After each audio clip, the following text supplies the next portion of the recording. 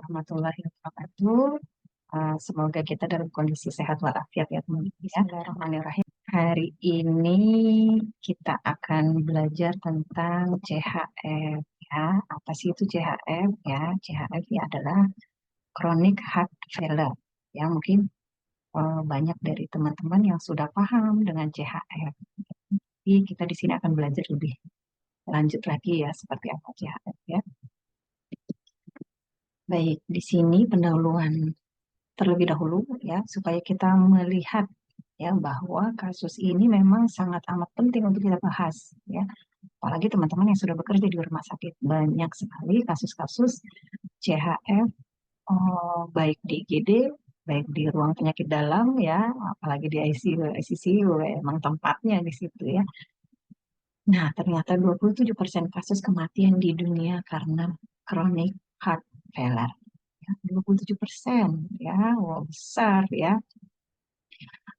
Hampir sepertiganya dari beberapa kasus ini, CHF ini menjadi eh, kasus penyebab kematian di dunia. Ya, di luar gagal ginjal, kecelakaan, ya. Nah ini 27% ya, lumayan besar.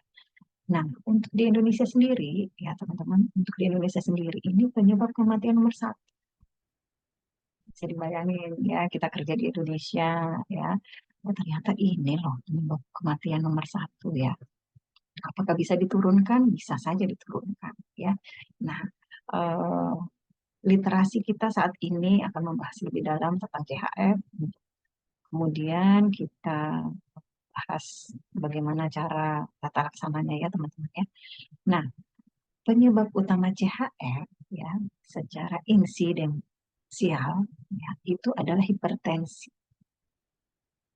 Kita tahu memang chronic heart failure ini adalah penyakit yang menyerang di jantung. Ya.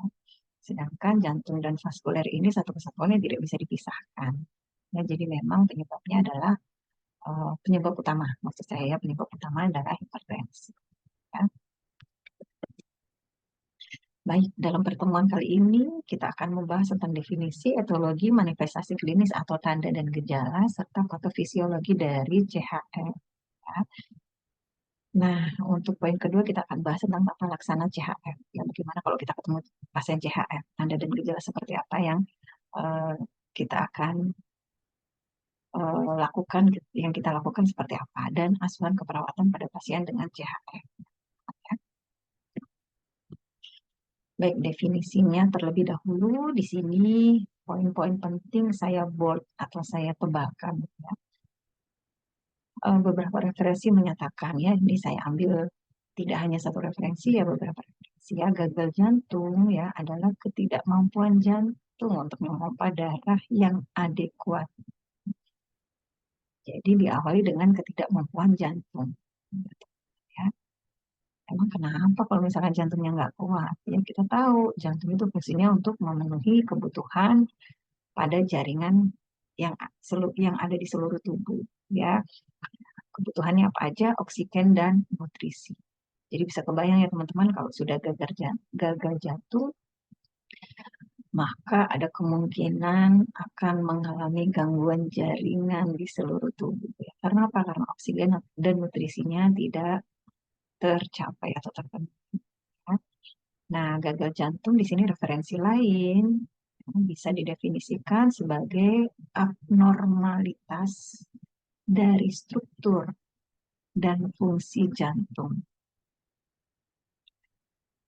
Jadi abnormalitas dari struktur dan fungsi jantung.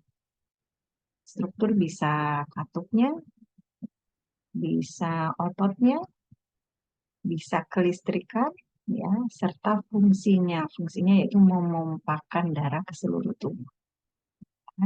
Jadi kondisi abnormal fungsi serta struktur atau struktur ya yang menyebabkan kegagalan jantung untuk mendistribusikan oksigen ke seluruh tubuh. Ya.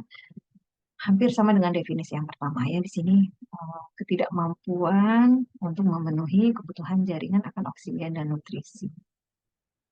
Oke, karena yang ada di dalam darah itu tidak hanya oksigen ya, ternyata ada nutrisi, ada glukosa, ya, lemak, protein, seperti itu. Baik, definisi lain menyatakan ya teman-teman, ya, secara klinis, definisi lain ya, gagal jantung adalah kumpulan gejala yang kompleks, di mana seseorang memiliki tampilan berupa gejala gagal jantung, tanda khas gagal jantung, dan adanya bukti objektif, ya tentunya dari pemeriksaan penunjang ya teman-teman ya, adanya gangguan struktur atau fungsi jantung pada saat pasien beristirahat. Nah, eh, itu 3 sumber yang saya ambil untuk kita jadikan apa ya, pemicu teman-teman untuk mencari sumber definisi lain ya dari sumber lain tentang CHF. Baik, di sini saya akan mereview sedikit ya tentang anatomi jantung. Nah, ini gambaran cakepnya ya teman-teman ya, gambaran cakepnya. Jadi memang jantung itu lebih dominan di sebelah kiri ya, ini kiri, karena kiri ini ada ventricle kiri. Ventricle kiri biasanya penampakannya lebih besar daripada kanan ya, karena secara fungsional tugas ventricle kiri adalah memompakan darah dari jantung ke seluruh tubuh.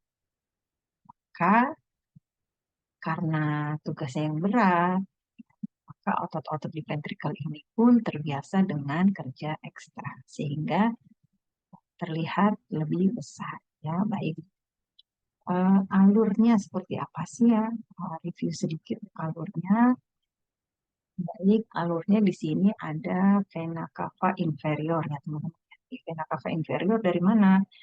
Dari vena-vena yang ada di bawah dari abdomen ya, dari vena femoralis, dari kaki ya, itu akan berkumpul menjadi satu selang namanya vena cava inferior. Kemudian ada yang namanya vena cava superior. Dari mana ini? Dari organ-organ yang ada di bagian atas, dari otak, dari mata, ya, dari tangan, ya, dari arteri-arteri yang ada di bagian atas jantung. Nah, lalu kemudian eh, vena itu membawa darah masuk ke melalui vena cava superior. Ya. Lalu mereka menyatu nih di sini, ya, kelihatan ya. Vena cava inferior dan vena cava superior menyatu. Lalu masuk ke mana? Masuk ke atrium dextra atau atrium kanan. Ya, jadi ruang pertama yang dimasuki oleh pembuluh darah dari seluruh tubuh dari vena adalah atrium kanan. Nah, atrium kanan untuk selanjutnya akan dilanjutkan ke ventricle kanan. Ya. Nah, di sini ada katup ya teman-teman ya, katup tricuspidalis. Tadi salah satu penyebab gagal jantung adalah kerusakan struktur. Bisa jadi karena katupnya. Oke, next kita akan belajar. Kita akan bahas ya. Ini alurnya dulu. Dari atrium kanan ke ventricle kanan, lalu kemudian kemana? Darah setelah dari ventricle kanan kemana? Darah yang banyak mengandung CO2 ini akan dibawa ke paru-paru. Ya, dibawa ke paru-paru melalui arteri pulmonari. Ya. Nah, ini yang perbedaan. Perbedaan antara arteri dan vena. Yang kita tahu adalah arteri adalah pembuluh darah yang membawa darah dengan banyak oksigen. Sedangkan vena adalah pembuluh darah yang membawa darah dengan banyak CO2. Namun berbanding terbalik dengan penamaan di pulmonari atau pulmonal. Ya. Arteri pulmonal ini adalah pembuluh darah, satu-satunya pembuluh darah yang membawa banyak darah dengan banyak CO2. Nah, ini dia. Ini akan dibawa ke paru-paru, paru-paru kanan dan paru-paru kiri. Untuk dilakukan apa? Untuk dilakukan difusi. Ya. Difusi adalah proses pertukaran O2 dan CO2 ya.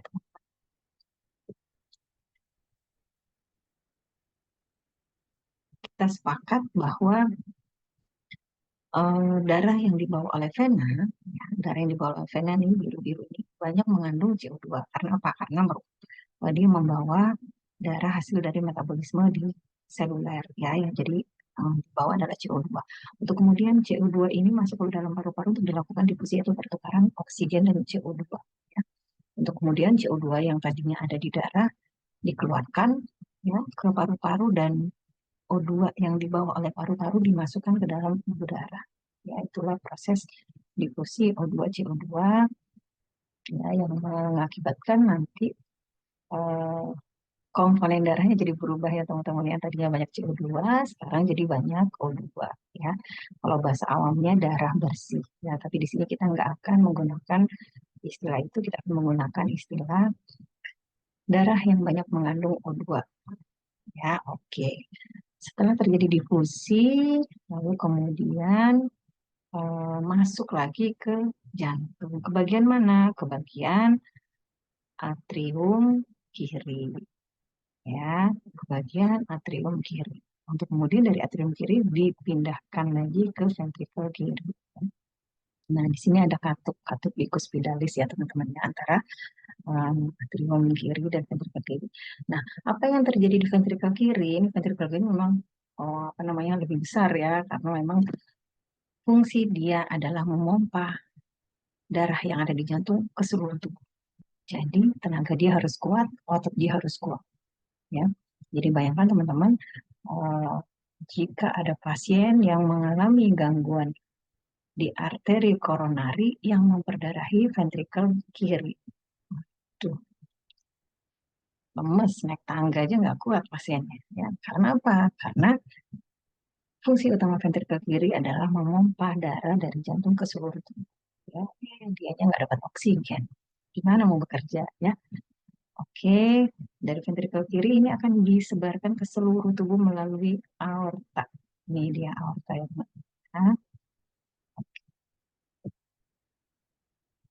eh, sampai di sini mudah-mudahan cukup bisa mereview, ya teman-teman, ya, bisa mereview bagaimana anatomi jantung. Oke, kita ke slide selanjutnya.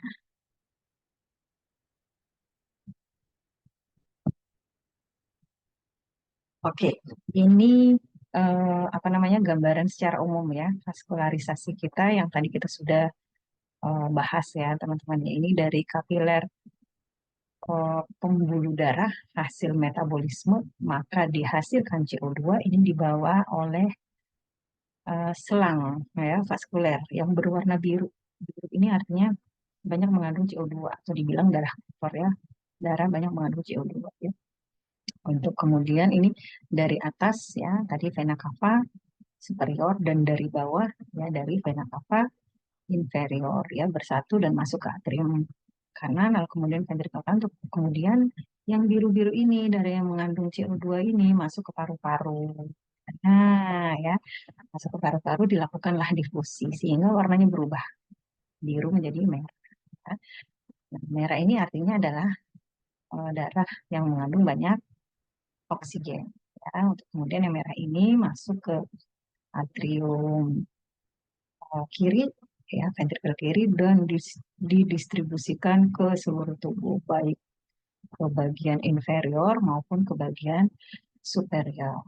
Nah, di bagian superior dan inferior ini untuk kemudian dilakukan metabolisme, ya, prosesnya dari awal lagi, ya. Nah, eh ambil ketutupan ini, ya. Oke, kerja jantung, ya. Kerja jantung ini apa saja sih yang mempengaruhi, ya? Apa yang mempengaruhi kerja jantung? Ya. Oke, oke, sebentar, ya.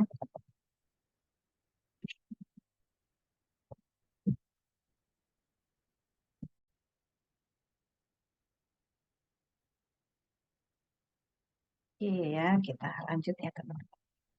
Sorry, sorry.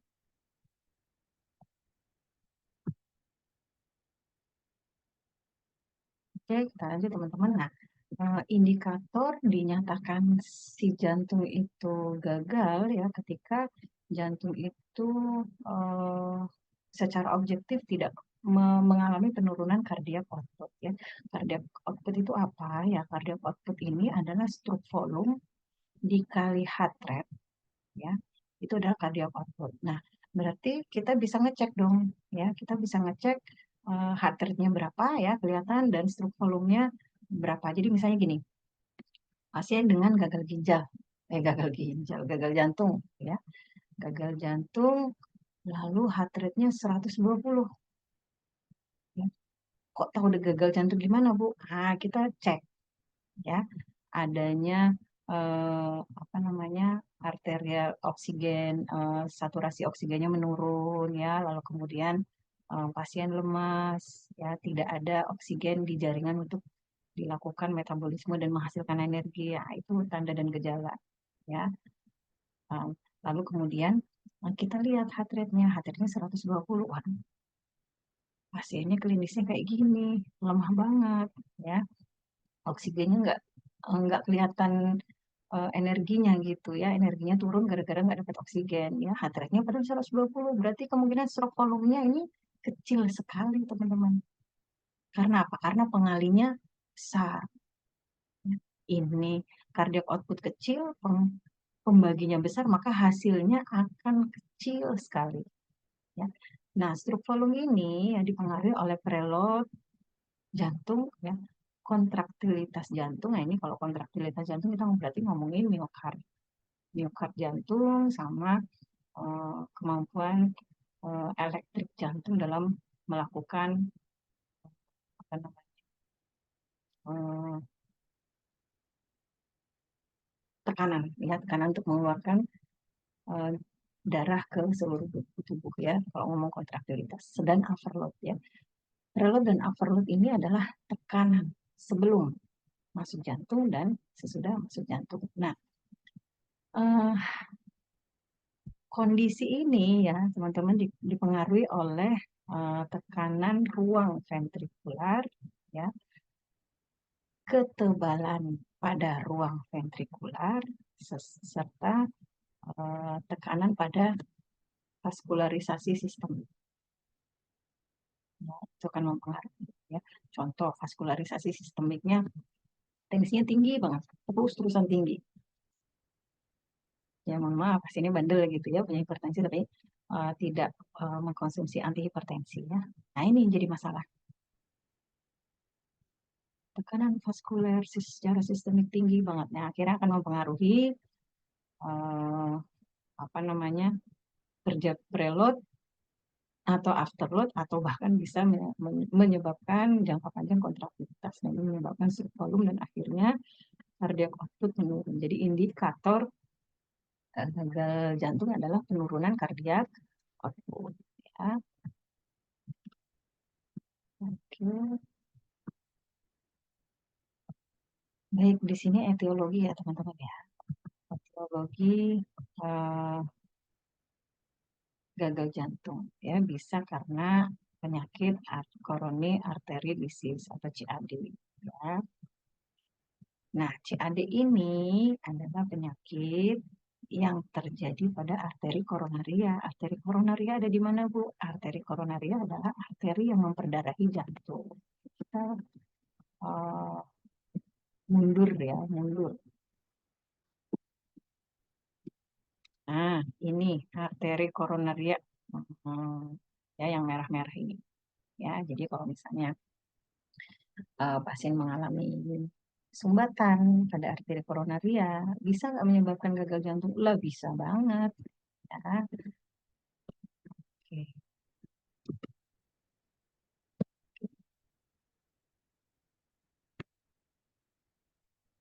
Lalu kemudian hipertensi, tadi kita sudah bahas ya. Lalu kemudian gangguan katup, ada katup fikus, ada katup trikus ya, dan katup pulmonal.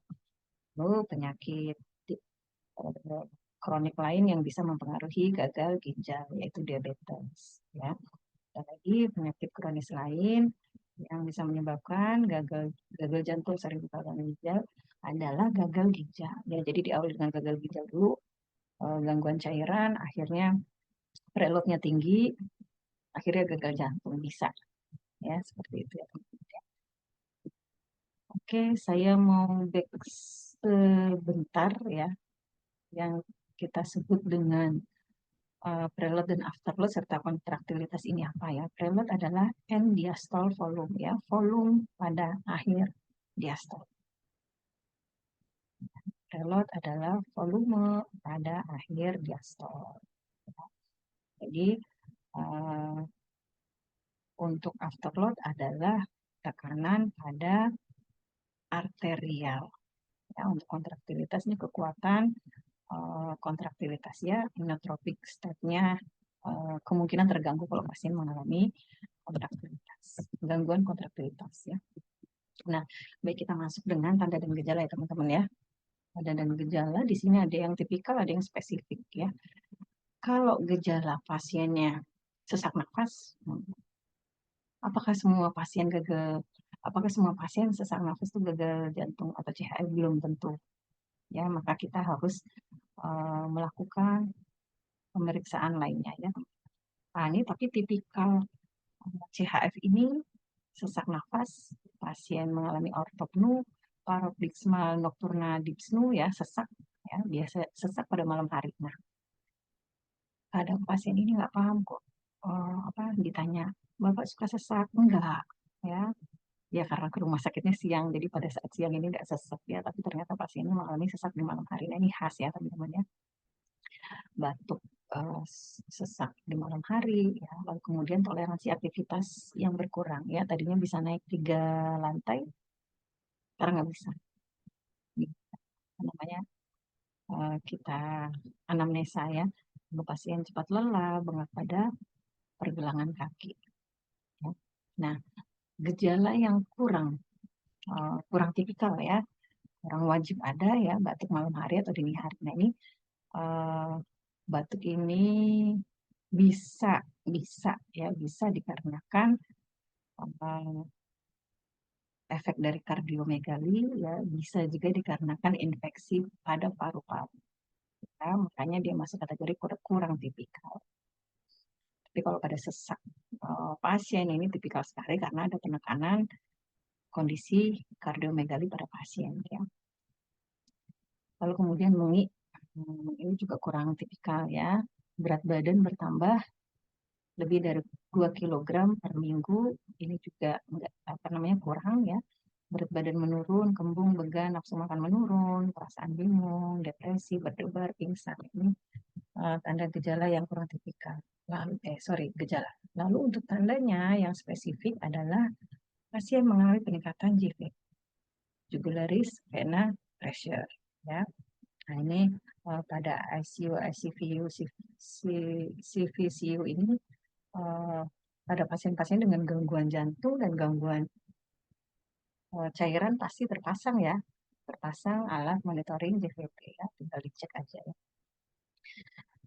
Baik terjadi reflux hepatojugular ya, suara jantung S3 plus ya, ada ya suaranya galop, apeks jantung bergeser ke lateral. Nah, ini menandakan pasien sudah mengalami kardiomegali ya, dan terdengar murmur jantung. Nah, ini spesifik ini pemeriksaan penunjangnya teman-teman ya, yang kita dapatkan ketika pasien kita dapati gejala tipikal ada sesak napas, ortopnu, dan lain sebagainya. Nah, untuk kondisi tanda kurang tipikal ya, pasien mengalami edema perifer ya, edema perifer ini belum tentu jantung, bisa juga karena gangguan ginjal atau gangguan cairan atau kurang albumin ya, kondisi hipoalbumin. Lalu krepitasi pulmonal, suara pekak pada basal parus, perkusi, ya ini dimungkinkan masalah yang lain dimungkinkan ya, makanya perlu ada pemeriksaan lainnya ya. Takikardi, nadi irreguler, napas cepat, hepatomegali, asid tes, serta kaheksia. Nah, baik di sini kita akan cerita tentang patofisiologi CHF. Nah, tadi secara konseptual CHF itu kan dikarenakan karena terjadinya penurunan cardiac output ya. Sedangkan cardiac output itu sendiri hasil kali dari stroke volume dikali heart rate. Ya nggak? Nah, uh, ini secara perjalanan penyakitnya kalau tadi secara konseptualnya ya. Gangguan jantung bisa diakibatkan karena disfungsi miokardium. Ya, miokardium ini otot jantung yang berfungsi salah satunya adalah mendistribusikan darah dari ruangan ke ruangan lainnya di antara jantung. Ya, jadi dari atrium kanan ke atrium kiri, dari atrium kiri ke pulmonal, dari pulmonal ke atrium dari atrium kanan ke ventrikel kanan, lalu kemudian ke pulmonal, ke atrium kiri, ventrikel kiri, kemudian didistribusikan ke seluruh tubuh. Nah, ini semuanya punya miokard. Ya. Jadi ketika salah satu bagian miokard itu nggak mampu bekerja, ya, apakah itu karena kurang asupan oksigen di dalam arteri koronaria yang memperdarahi miokard tertentu itu yang rusak tadi, ya, ataukah penyebab lainnya, ya. Lalu kemudian gangguan mekanisme, ya, gangguan mekanisme ini bisa apa namanya katupnya, ya, lalu kemudian kelistrikannya, ya. Nah, kondisi lain adalah peningkatan demand oksigen. Ya, contoh pada pasien dengan anemia. Anemia ini kan sebenarnya bukan oksigen yang berkurang, sebenarnya adalah Hb yang berkurang. Kenapa efeknya ke oksigen? Karena Hb itu mengikat oksigen. Oksigen nggak akan bisa masuk sendiri ke sel kalau tanpa diikat oleh Hb. Ya, jadi karena Hb-nya kurang, maka oksigennya nggak mampu terikat sehingga oksigennya nggak mampu ke seluler untuk dilakukan metabolisme. Nah, kondisi yang lama, anemia kondisi yang lama bisa menyebabkan gagal jantung. Ya, karena apa? Karena demand oksigen di seluler meningkat. Efeknya si jantung ini akan bekerja keras bagaimana caranya memenuhi oksigen yang diminta oleh seluler tadi. Ya, akhirnya kerja keras. Kerja keras percuma, ya. Volume darahnya ada, tapi nggak ada Hb-nya. Percuma. Oksigen tidak nyampe juga ke sel. Selnya teriak-teriak lagi, woi, kita butuh nih oksigen nih di kaki, di jempol sebelah kiri. Si jantung kerja ekstra lagi, ya. Kondisi seperti itu yang menyebabkan gagal jantung, ya. Atau gangguan irama jantung. Biasanya pasien-pasien dengan gangguan irama jantung kedeteknya melalui EKG, ya teman-teman, ya. Nah, ini kondisi-kondisi di atas, ya, bisa menyebabkan gangguan jantung, ya, bisa menyebabkan gagal memompa jantung, ya, atau yang kita sebut dengan gagal jantung sistolik. Jadinya memompa ke seluruh tubuhnya jadi lemah gitu ya teman-teman, ya. Volume darah yang dipompakan menurun, jantung menjadi terstimulasi dengan kondisi simpatis, ya. Pada saat volume darah turun, maka sistem saraf simpatik yang akan terstimulasi. Apa kerja jantung ketika sistem saraf simpatik terstimulasi? Maka dia akan mengeluarkan renin, angiotensin 1, angiotensin 2, aldosteron, ya, yang akan berefek adalah vasokonstriksi. Ya, berefeknya pada kondisi dengan gagal jantung sistolik adalah vasokonstriksi. Ya, efek lain peningkatan haus, ya, retensi natrium. Uh, nah, ini retensi natrium ini akan menyebabkan uh, upaya untuk meningkatkan volume darah. Jadi si cairan nggak dikeluarkan oleh tubuh. Karena apa? Karena tadi ini volume darah yang dipompakan menurun. Jadi yang dipersepsikan oleh tubuh adalah volume darah menurun. Ya. Apa yang dilakukan simpatis ketika volume darah menurun, maka dia akan menahan cairan. Renin, angiotensin 1, 2, aldosterone dikeluarkan. Jelas ya? Oke. Nah, efek ini akan meningkatkan tekanan ventrikel. Ya. Nah, ternyata di tekanan ventrikel ini menyebabkan beban kerja jantung meningkat. Oke, di sisi lain ya, ketika stimulasi simpatis yang aktif ya, adrenal dan non adrenal ini bekerja terus-menerus ya, sehingga terjadi disfungsi reseptor beta adrenergic dan menjadi penyebab dari kerusakan lanjut miokardium. Kalau miokardiumnya rusak, nah balik lagi ke sini sebenarnya. Jadi lingkaran setan ya. Miokardium rusak menjadi penyebab beban kerja jantung meningkat. Ya. Lalu kemudian terjadi dilatasi ventrikel, ventrikelnya membesar ya. Ini yang akan kelihatan pada hasil radiologi kardiomegali. Hipertrofi ventrikel dan suplai darah hipertrofi ventrikel nih kelihatan nanti dari kardiomegali ya, atau penampakannya seperti tapal kuda ya, khusus hanya ventrikel aja yang mengalami hipertrofi ya. Nah, ventrikelnya gede, tapi kenapa cairannya yang dikeluarin dikit? Ya, hipertrofi ventrikel ini merupakan efek ya, efek ketika dia kerja keras tapi nggak ada cairan yang dikeluarkan, maka hipertrofi ventrikel ini menjadi abnormal ya. Terjadi hipertrofi ventrikel ya, dan suplai darah menurun. Nah, ini menjadi iskemia pada miokardium. Balik lagi, iskemia miokardium bisa menyebabkan disfungsi miokardium. Lingkaran setan. Ya. Nah, oke, kita cerita di lain jenis gagal jantung ya, gagal jantung diastolik ya. Ini terjadi, maka terjadi beban pengisian yang meningkat ya, sehingga si jantung ini hipertrofi, terjadi peningkatan tekanan pengisian ventrikel, lalu kemudian penurunan darah pada ventrikel dan terjadi penurunan curah jantung. Oke,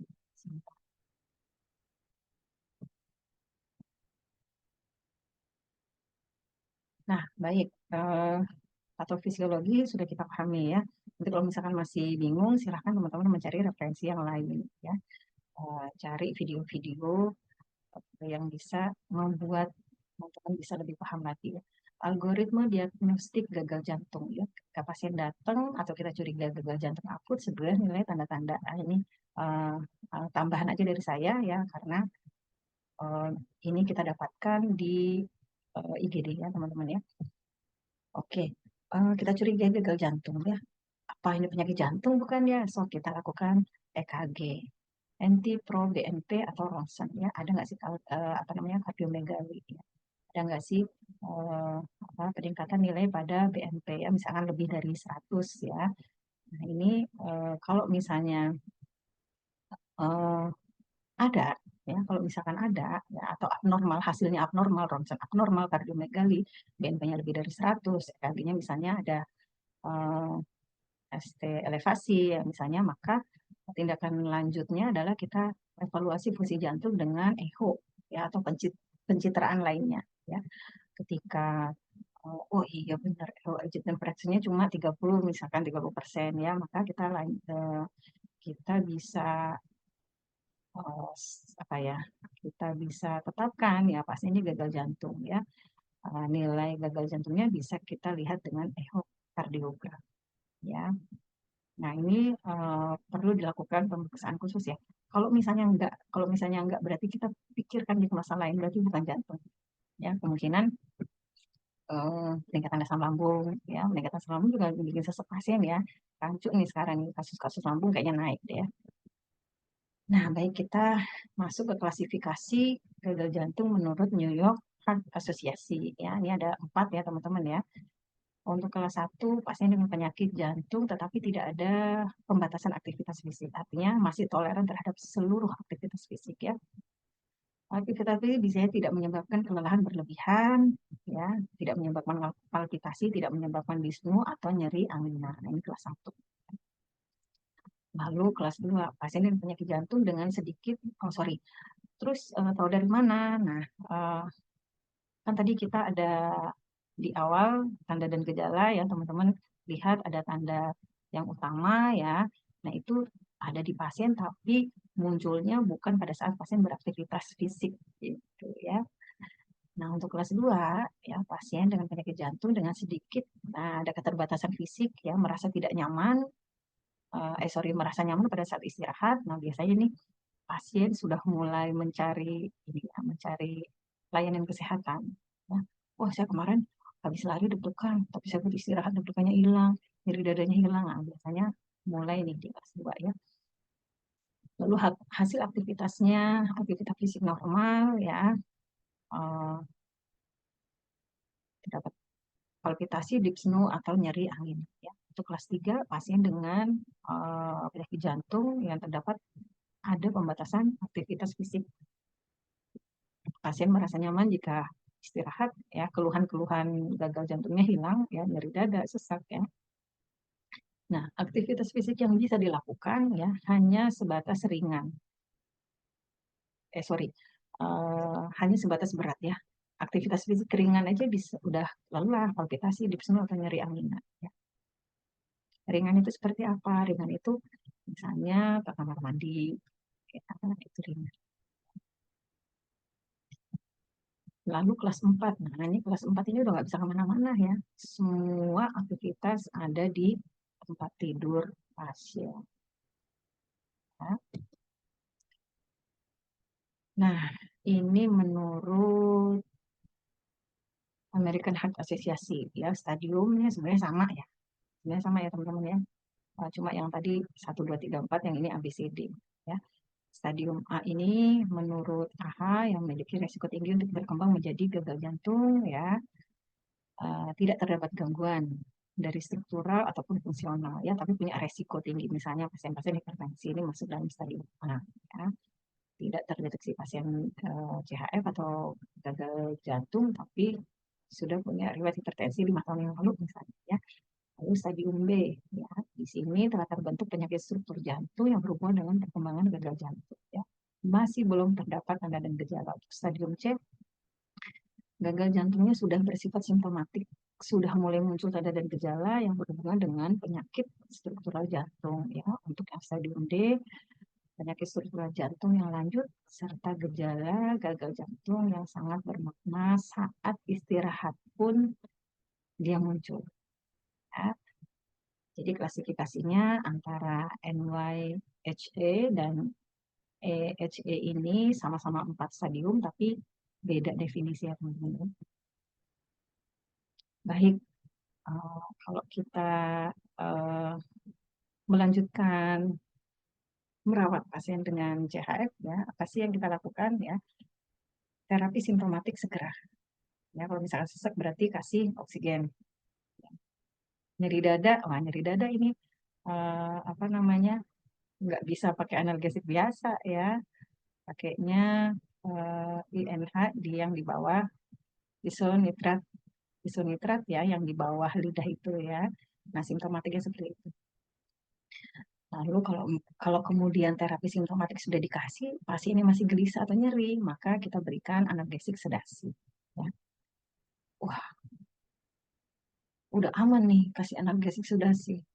Terjadi kongesti paru. Ya. Berarti terapi medis kita berikan diuretik vasodilator. Ya. Jadi kemungkinan pasien mengalami langkoden. Kita berikan diuretik vasodilator ya. Pasien ternyata ditambah saturasi oksigennya cuma 90%. Waduh, berarti ini yang tadinya kita berikan oksigen cuma 3 liter per menit, kita naikkan. Tingkatkan pemberian oksigen, pertimbangkan untuk dilakukan VAP ya, atau ventilasi mekanik. Karena kalau turun, ya jelek dong ya saturasi oksigennya ya, akan mengalir ke seluruh tubuh. Jika pasien mengalami irama jantung dan debar jantung normal, ya, maka ini kan karena sudah normal ya, maka kita tidak dianjurkan untuk menggunakan pacu jantung, ya. Nah, kalau misalnya pasien mengalami irama jantung misalkan 200 kali per menit, 200 kali per menit, maka kita indikasikan pasien mendapatkan terapi pacu jantung. Ya, Bu, 200 kan bagus, Bu. Banyaknya nggak bisa lah. Ya, nggak bisa. Ini harus dihentikan dulu. Ya, kelistrikannya diberhentikan dulu untuk kemudian dipancing sehingga nanti kelistrikannya kembali normal. Ya, kelistrikan jantungnya. Baik, kita masuk ke asuhan keperawatan. Ya, di sini di dalam SDKI, ya, ini ditentukan ya gejala dan tanda mayor ya. Untuk subjektivitasnya kita lihat ada perubahan irama jantung, ada palpitasi, ada lelah, ada dyspnea ya. Kalau misalkan pasiennya mudah lelah, kemungkinan penyebabnya adalah karena masalah preload ya. Dyspnea berarti penyebabnya kemungkinan masalah afterload ya. Ini di SDKI udah lengkap ya teman-teman. Kalau palpitasi kemungkinan pasiennya mengalami irama jantung. Ini penyebabnya bisa karena irama jantung, frekuensi jantung, kita nggak tahu ya. Jadi diagnosanya penurunan curah jantung berhubungan dengan apa? Mau irama jantung, frekuensi jantung, kontraktilitas, preload, atau afterload. Ya. Nah, ini data-data yang perlu kita cek. Ya. Untuk objektifnya, untuk irama jantung ini ada bradikardi atau takikardi, ya.